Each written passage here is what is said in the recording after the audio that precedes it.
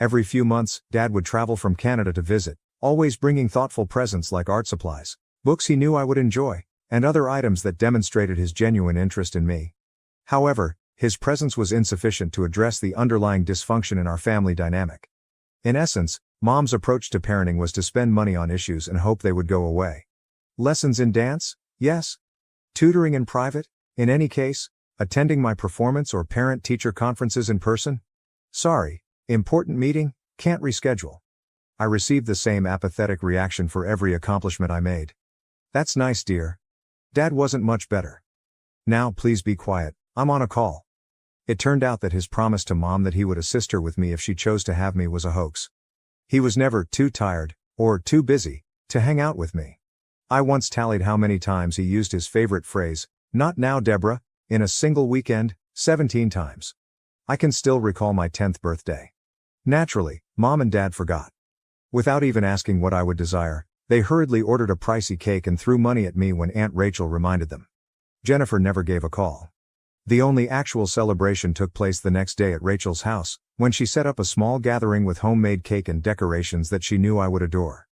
I became increasingly aware of the truth of my circumstances as I grew older. I pieced together the facts from bits and pieces of drunken confessions and whispered disputes that I shouldn't have overheard. When I was 12, I overheard my parents arguing about me one evening. Mom, who was likely drinking her third glass of wine, said, "She's just so demanding. Needing something, always wanting attention." I did not sign up for this. "How do you want me to handle this?" Dad retorted. "We can't really give her back." I began spending much more time at Aunt Rachel's after that. Her modest yet comfortable home became my actual residence. She would listen to my issues, help me with my homework, and teach me how to cook. All of the duties that parents are expected to perform. On the weekends, we would work on creative projects, bake cookies, or simply chat about life. She would inquire about my aspirations, anxieties, and future goals, things that my own parents never bothered to find out about. As the years passed, the gap between my life at home and my time with Rachel grew more pronounced.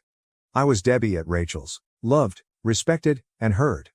I was Deborah at my parents' house, the misfit, the trouble, the unwelcome one. I discovered how to exist in these parallel universes, flipping between them like a television channel. Naturally, Grandpa George noticed. In order to guarantee that I would have assets of my own when I turned 18, Dad began making direct deposits into a private account on my behalf. With a knowing expression, he would say, "Just in case." I didn't realize at the time how prophetic those comments would turn out to be. The world can be unpredictable. It's interesting how life can throw you a curveball when you least expect it. When my parents dropped a bombshell on me, I was 18, counting down the days until I could leave for college, and struggling to get by each day in the emotional wasteland that was my home. "Deborah," Mom continued in a very upbeat tone, "we have amazing news. Jennifer, your sister, is pregnant and getting married. We're going to be grandparents," Dad added with a foolish smile. Wondering why they were telling me this as though I should be ecstatic, I forced a smile. "That's fantastic," I said. Mom went on, "We're going to be very busy preparing for the wedding," oblivious to my lack of excitement. Their eyes flitted to my bedroom door, and then all of a sudden everything fell into place. "Jennifer and her husband will need space for the baby when they move in with us after the wedding." It all made sense. The measuring tape I had seen in my room, the whispered discussions I had been overhearing, and their strange interest in my college aspirations. They were preparing for my departure as well as Jennifer's return. I realized that the upcoming weeks would be a game changer as I stood there and saw their faces light up at the thought of their real family getting together. I had no idea how drastically those changes would occur or how karma would soon make a big appearance in our family's drama. Update 1: How my parents officially erased me on my 18th birthday. Allow me to explain how my parents formally removed me from their lives on my 18th birthday. Aunt Rachel prepared her customary birthday pancakes and gave me the most considerate presents, including books, art tools, and a lovely handcrafted photo album of our times together. I spent the morning with her. Grandpa George was the true surprise. I initially assumed he was just being protective as usual, but now that I think about it, it seems like he knew something was coming. He had sent me the newest smartphone along with a letter that read, "Keep it handy and document anything important." When I got home to join in the celebration, he also requested me to participate in a live video call. I was unaware that I was going to document the proof that would make all the difference. I started the live video with Grandpa at noon and went home while talking to Aunt Rachel about my morning. Something didn't feel right when I opened the front door. There was an odd fragrance of fresh paint in the air, and the house was eerily quiet. My pulse began to race as I ascended the stairs to my room. Something was clearly off. I always left my door open, but now it was closed. I nearly dropped my phone in horror when I turned the handle. My room was no longer my own. After being covered in my photographs and artwork, the walls were recently painted a gentle shade of blue. An ornate white crib had taken the place of my bed. Teddy bears were all over the place, and where my desk had been, there was a rocking chair. To fit the nautical theme, even the curtains had been changed. I heard footsteps behind me at that moment. My parents were shocked to discover me filming as they came out of their bedroom. "Deborah," Mom said sternly. "Why are you in this place? Why are you taping too?" I was still processing the whole deletion of my existence, so I hardly paid attention to what she was saying. My room. What happened to it? Where are all my belongings? Dad nervously cleared his throat. "You see, Deborah, we've made the decision to give your sister's child this room. Because it has the most natural light, it's ideal for a nursery, and our first grandson deserves the best," he said. With a beaming passion that I had never seen directed at me, Mom interrupted, saying, "Jennifer is expecting a boy, the son your father has always desired." It seemed as though someone had punched me in the stomach. "However, where should I sleep? Where are my belongings?"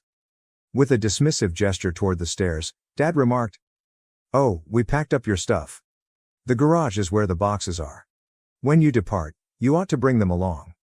"Go," my voice broke. "Leave, what do you mean? I call this place home." Mom's phony grin wavered. "Deborah, you must comprehend, dear. There just isn't room for you here anymore, especially with Jennifer and her husband moving in and the baby on the way. Furthermore, you should learn how to support yourself now that you are 18. What I was hearing was unbelievable.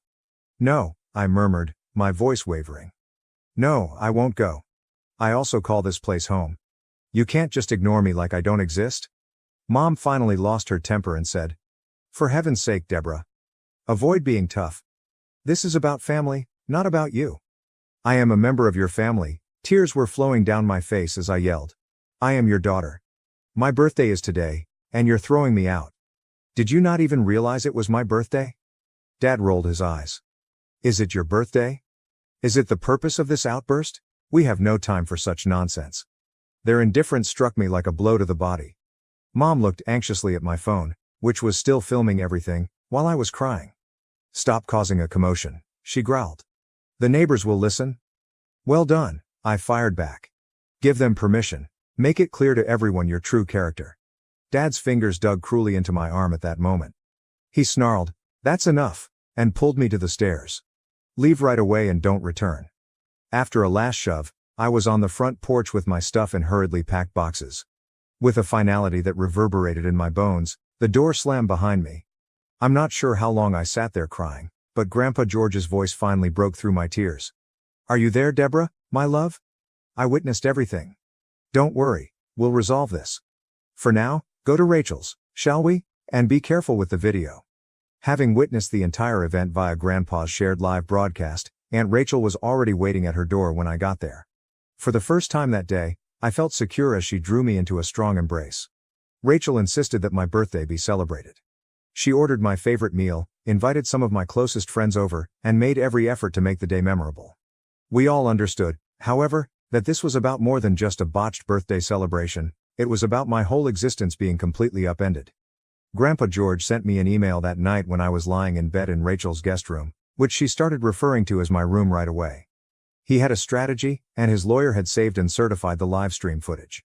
He wrote, "The wedding is in 3 days. Be prepared. Karma occasionally requires a little assistance to get going." I didn't realize at the time how correct he was, or how spectacularly karma was about to hit. Update 2, Jennifer's wedding is the target of karma. Aunt Rachel demanded that we go to Jennifer's wedding even though we weren't invited.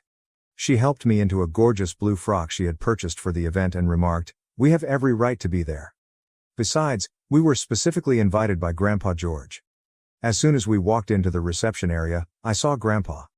I felt uneasy since he was sitting at a table close to the front, looking sharp in his pricey suit. His exact plans were kept a secret from me, as he wanted to be prepared for some justice. As my parents had imagined, the ceremony itself was picture perfect. In her expensive gown, Jennifer looked stunning, and her new husband appeared to be a kind guy, although a little overwhelmed by the extravagance. Throughout the